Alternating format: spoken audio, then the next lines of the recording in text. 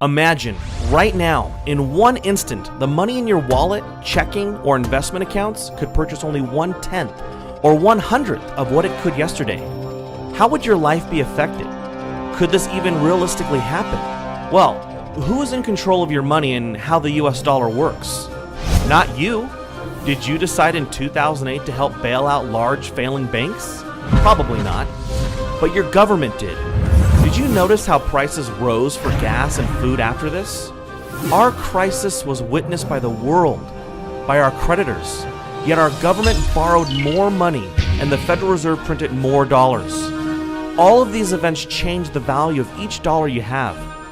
At any moment, another event could happen that changes the value of these dollars more dramatically. So how can you protect yourself? You may have been told to store wealth in real estate or gold and silver. These are good places to store wealth, but you cannot buy groceries or goods directly with these assets because they aren't currency.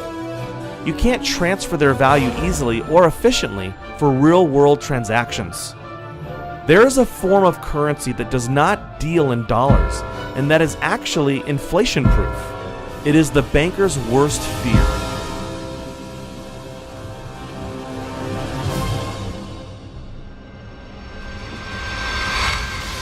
Why is gasoline so expensive? Telling us which food brands are ready for the uptick in costs. The United States has just lost its top-notch AAA credit rating. 18 people have been charged in what may be one of the nation's largest credit card fraud rings. What some are calling fool's gold, it is the virtual currency called is a kind of holy grail of payments. We're asking whether or not this currency really has any longevity, let alone legitimacy. How can I hedge against inflation and other government manipulation? One thing I did was to buy Bitcoin. What are they? I don't really know that much about Bitcoin. Bitcoin is a purely online currency with no intrinsic value. It is digital currency, which you can then use to buy things online. Bitcoin. What is Bitcoin? Bitcoin, first introduced in 2009, is a relatively new technology in today's ever-changing world. Bitcoin is a digital currency, an innovative tool that is revolutionizing people's daily lives, as did smartphones, eBay, YouTube, and even the internet itself. I can communicate with people live anywhere in the world by typing on the keyboard. You've got mail. The Bitcoin network facilitates the instantaneous transfer of value across any distance over any borders, to any place on Earth. Specifically, it allows any person in any place with an internet connection to receive and transfer value. To send $8,000 from America to Australia, Western Union would charge you $336. In contrast, any value of Bitcoin can be transferred with a fee of no more than 2 cents at today's exchange rate. Besides being able to transfer wealth instantly, Bitcoin is highly valuable because in its specially designed software, the supply of currency units, also called Bitcoins, is increased at a steady rate. New Bitcoin creation will only cease in the year 2140 with a total of 21 million Bitcoins. As of September 2013, there exist in circulation over 11.5 million Bitcoins, over half the total supply that will eventually be mined. Mining Bitcoin is the process by which new Bitcoins come into existence. They are created in blocks, and currently 25 Bitcoins are mined per block.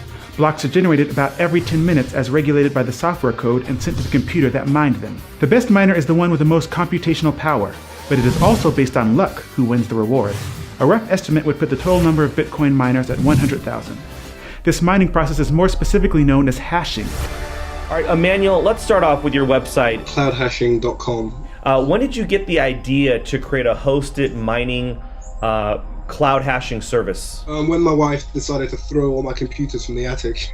So I started off mining Bitcoin using computers. So I had a few computers sitting around and running permanently so the guests could not come around and spend time just because the room was super hot. They'll get a heat stroke. And at the same time, it was just costing a lot of money for electricity. So I invested in ASICs. Then upon my investment in ASICs, I had friends who were interested. So at that point I thought, they weren't computer literate, so I thought, let me manage it for them. So upon doing that, it kind of spiraled into a business. And, we launched Cloud Hashing in April this year. And we've been selling what you call Bitcoin mining contracts ever since. Did it bother you that we don't know who created it? I first heard about it in 2010. Well, I didn't think it was a great idea because I just couldn't see how it could take off into the mainstream. And lo and behold, 3 years later, the value just skyrocketed, and I thought, oh my goodness, I missed out on a golden opportunity at the advent of something great here. I think the very fact that I didn't know who created it kind of raised a lot of questions. I mean, but realistically, that didn't matter. The maths itself and the proof of work concept itself, it's a super secure currency. It may be hard to trust such a new, strange, and exciting system like Bitcoin. Some, mainly computer technology enthusiasts, already see Bitcoin as more secure than email, online banking, and your E-Trade account. So what made you say, you know what, I'm going to trust Bitcoin? Well, that's a great question. Do you use the internet? I do. Do you trust it? I pretty much have to. You trust the internet. You don't necessarily trust everybody on the internet. No. Right, but you trust the internet. You trust that you go in and type in on your browser and you get to walmart.com. You trust that's Walmart or whatever. Yeah. And there are legitimate actors on the internet, right? Like amazon.com. I'm sure you bought stuff there. Mm-hmm. Well, Bitcoin is very similar. It is computer code that's a protocol. Like email, a person would not normally assume anyone in this case can see, delete, or otherwise access their email account without their permission and password. There is one exception in that your email provider could shut you down or even spy on you at the NSA's request. Why should people start taking a serious look at it who want to get off the government's radar? I think it's a very important thing. One thing that we don't really fully appreciate is the level of surveillance that we're under. And now all of your transactions are being databased, archived, stored, and they're going to be searchable forever. And you don't know who's going to be in power in 4 years or 8 years or 20 years. And you don't know what they're going to do with that information. And so why even have that information appear there in the first place? Bitcoin allows you to take control of that and to have it not even appear. This brings us to the topic of centralization.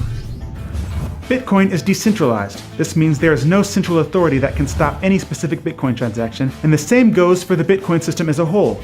No one can lock or freeze a Bitcoin wallet or address, unlike a bank account. No one can arbitrarily create more Bitcoins than the software program was designed to make. No one can change the software without the majority of the entire network of users accepting a change. Programmers of the Bitcoin software are thus limited in their scope of changes to what the market is driving. Max Wright, he wrote a book called Bitcoin Revolution.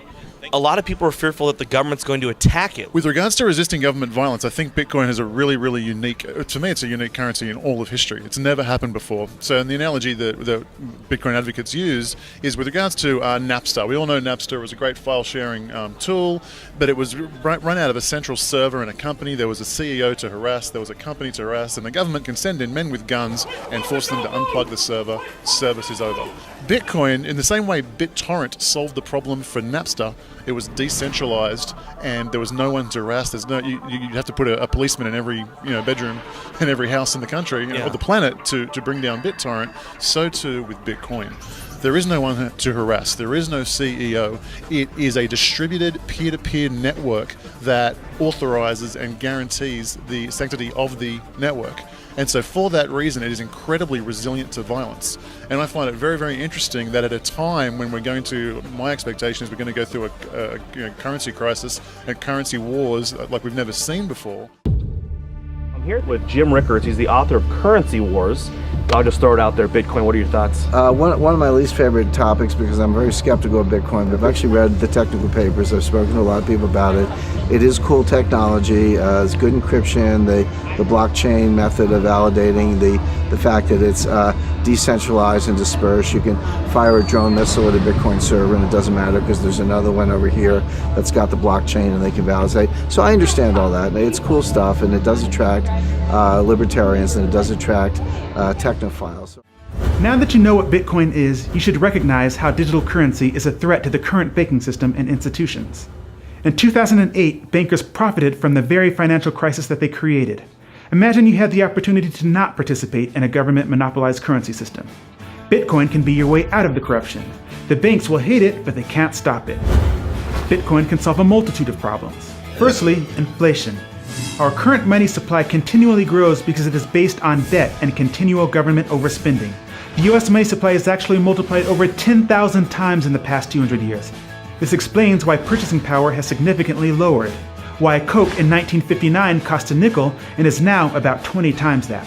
The supply of bitcoins has only increased at a specific rate that won't change. This means that it is inflation-proof. Bitcoin also prevents theft. If you hold cash, not only would you worry about someone stealing your wallet, but the government has been known to confiscate cash at airports and during police stops. Had an encounter with the TSA, the Transportation Safety Administration, in which they not only wanted to know who he was, who did he work for, how did he get the money that he had on him, and what did he plan on doing with that money. $4,700? Yes, sir. Why do you have all this money? Back in 2012, Mishra's friends, Rajesh and Marina Derry, were driving her cash across country when Nebraska state troopers booked them for speeding. Officers then got permission to search the car. In the back, they found 2 bags filled with cash and arrested the Derrys, believing the money was ill-gotten. You cannot steal bitcoins in a Bitcoin wallet without knowing someone's password. You can copy and store your wallet in an unlimited number of locations and access it from anywhere with internet access, just like email. With Bitcoin, it is much easier to move your money, as we noted earlier. It's also easier to keep your transaction private should you want to remain anonymous from your peers or even the government. Your name is not connected to your Bitcoin address unless you choose to through a third-party service that uses Bitcoin. The government would need to know and control the entire internet to track or stop Bitcoin payments. Lastly, a great benefit for Bitcoin is the ease of starting your own business. You can set up a Bitcoin address to receive money for products or services within seconds, versus trying to comply with all your country's regulations, creating a bank account, etc. You also don't have to worry about fraudulent payments because Bitcoin transactions are irreversible. Your business would not have to pay large fees to credit card companies either. A customer can simply use a cell phone app to send payments to you if your business has a storefront, like a bar or a restaurant. Bitcoin is already accepted on many online websites for products and services including freelance work, donations to organizations, pizza shops, auctions, electronics, web hosting, domain registration, file storage, gambling, music, clothing, graphic design, and even some massive retail outlets like bitcoinstore.com.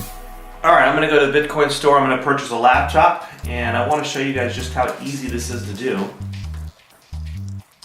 You can have a lot of items on here, but we're going to pick laptops because that's what we need. As you can see, you have a lot of different things you can buy: digital camera, desktop PC, webcams, all kinds of stuff you can also search for. But we're looking for a new laptop. And you can see this is just like going to any other store that would accept US dollars. We've got this notebook here, we can add to cart. Here's the cart, proceed to checkout. So just like if you went to Best Buy. You can register or you can just check out as a guest. I'm going to check out as a guest today. We simply input our information. Our next step is our shipping method. The payment method is going to be Bitcoin. Place order. Okay, so we would just scan this with our phone, or we could use view address to pay it. And once you do that, you input that into your Bitcoin wallet, and the transaction is complete. Today is September 22nd, so I guess we'll see how fast they ship it out. Wow, so it's only been 2 days. Free shipping. We ordered it on the 22nd of September, and we received it on the 24th. You've got all your accessories, brand new. Yeah, same price as Amazon. I didn't pay anything extra for it. It's perfect. That was easy. Let's see what else I can do with Bitcoin. All right, so I'm on bitmit.net, and I'm going to sell my old TV. A lot of my friends and stuff were giving me crap, so I ended up getting this new TV. I've had this TV for, 10 years now. It's a 62-inch. Sweetheart, some Africans from Ghana want to buy our TV with Bitcoin. Over 1,000 people attended the Bitcoin conference in San Jose, May 2013. The Bitcoin Forum has over 100,000 members discussing Bitcoin. Payment processor BitPay currently has thousands of merchants using their services to accept Bitcoin payments on their websites. As of September 2013, the value of Bitcoins created has reached $1.5 billion as determined by the free market. Bitcoin seems to be growing at a rapid rate, maybe even outpacing the government's ability to regulate it. When the Financial Crimes Enforcement Network of the Department of the U.S. Treasury announced that virtual currencies are subject to the same rules as other currencies, the price didn't crash. In fact, it went up from there, as if attempts to regulate Bitcoin don't matter. This idea that somehow you're escaping government scrutiny or you're outside the government matrix or whatever. It's just not true. Mt. Gox was attacked by the government. Of course, the Silk Road, now arrests have been made. So the government's watching everything you do. So there were a lot of exchange popping up, and they started getting hammered. And I mean, with all the laws and banks closing their accounts and stuff like that, and that made it difficult. But then in comes local Bitcoins. They let individuals advertise whether they want to buy or sell, and those individuals hook up with each other. And that's making it a lot easier. Buying Bitcoin is getting easier. Selling it, I guess, is getting easier too. There's no reason in the world that a privately issued currency couldn't be issued and serve maybe even better, because it's totally beyond the temptation of politicians to start meddling with the rules. Yeah. It's beyond the reach of political temptation. Now, picture a world where you are in control of your money, where you're free to spend any amount, small or large, anywhere in the world, and your identity is safe. Your money cannot be diluted by government creating it out of nothing and then giving it away to banks, special interests, towards wars, or in foreign aid. You can help stop selfish banking interests. You can shape your destiny. And we don't even have to end the current system. We just merely need to bypass it. Thank you for watching our video. Go to our website at bankersworstfear.com to receive your free report on how you can start opting out of the current monetary system. You'll also receive full guest interviews as well as exclusive analysis from future money trends. Close enough.